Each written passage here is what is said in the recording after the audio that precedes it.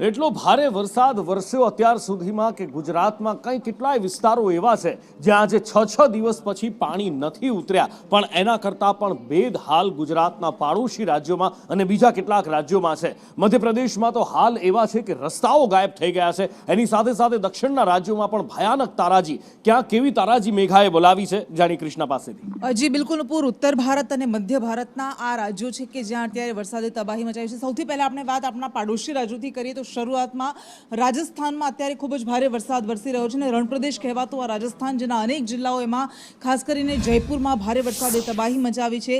જયપુરની સાથે સાથે ચંબલ નદી કે જે મધ્યપ્રદેશ, ઉત્તર પ્રદેશ અને રાજસ્થાન આ ત્રણેય જિલ્લા, ત્રણેય સ્ટેટમાં, ત્રણેય રાજ્યોમાં વહે છે। ચંબલ નદીના પાણીએ પણ અહીં વિનાશ વેર્યો છે અને પરિણામે અનેક લોકોનું, હજારો લોકોનું ત્યાંથી સ્થળાંતર કરવાની ફરજ પડી છે ધોલપુરમાં। આ ઉપરાંત સવાઈ માનગઢમાં પણ કંઈક આવી સ્થિતિ છે કે ભારે વરસાદને કારણે અહીંયા અનેક જગ્યાએ જળ સામ્રાજ્ય છવાઈ ગયું છે અને લોકો ખૂબ જ હેરાન પરેશાન થઈ રહ્યા છે। મધ્યપ્રદેશની વાત કરીએ, મધ્યપ્રદેશના શિવપુરીમાં ખાસ કરીને સૌથી વધારે વરસાદે તાંડવ શરૂ કર્યું છે અને અહીંયા લોકો ખૂબ હેરાન થઈ રહ્યા છે। 29 સ્કૂલી બાળકો સહિત 3000 જેટલા લોકોનું રેસ્ક્યુ કરવું પડ્યું છે અને એટલી ખરાબ હાલત થઈ ગઈ છે મધ્યપ્રદેશના શિવપુરી અને ગુનામાં કે સેના બોલાવવાની ફરજ પડી છે રેસ્ક્યુ ઓપરેશન્સ માટે, સ્થળાંતર માટે।